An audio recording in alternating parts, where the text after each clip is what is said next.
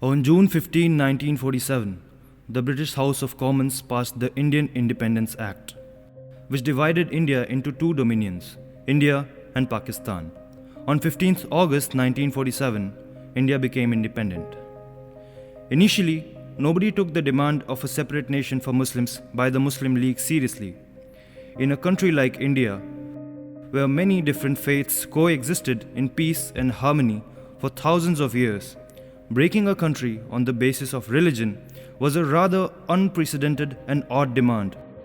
But the Muslim society from across the country gave their strong support to this demand. On 16th August 1946, the Muslim League Council announced the Direct Action Day in Bengal. And for the next 72 hours, what happened was one of the most terrible tragedies of Indian history. With slogans like "India will either break or perish," a large mob of people demanding Pakistan stormed the streets of Kolkata, dragged and killed innocent people out of their houses, raped women, mutilated their organs, and even small kids were not spared by the peaceful protesters of Muslim League. Over 4,000 people were killed, houses and shops burned, hundreds of women raped, and over 100,000 people were left homeless in less than 72 hours by the bloodthirsty protesters demanding Pakistan. Over the corpses of the people killed in the Great Bengal killings, Pakistan's foundation was laid. Millions of innocent lives is the price we paid for this freedom.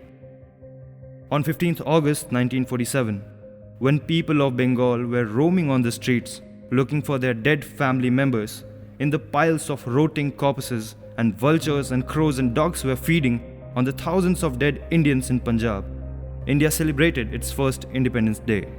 Since the foundation of the so-called independent India was lies and deceit, they did everything to misguide the people of the country. For 70 years, we were told that India came into existence in 1947. The history that they taught us was only about how we were enslaved, tortured, raped, and killed for 700 years. Did we not exist before that?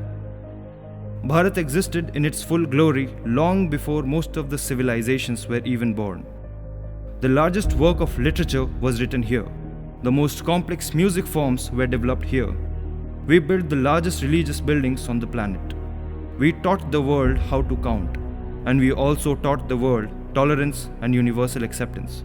From math, science, spirituality, medicine, to music, dance, to defense, India's contribution to the world is immeasurable. But are we a free nation now? I refuse to accept Bharat as a free nation. Unless we shed the ignorance about our own past, our submissive attitude and inferiority complex, and identify ourselves with Bharat, the land of sages and seers, of noble kings and great warriors, of the most inclusive and open culture and traditions, we will remain slaves to this wrecked, self-hating, pseudo-secular mentality. The day you start acknowledging your glorious past, taking pride in the phenomenal work done by your ancestors in making of this nation and its rich culture, the colonial hangover will come to an end. Jai Hind, Jai Bharat.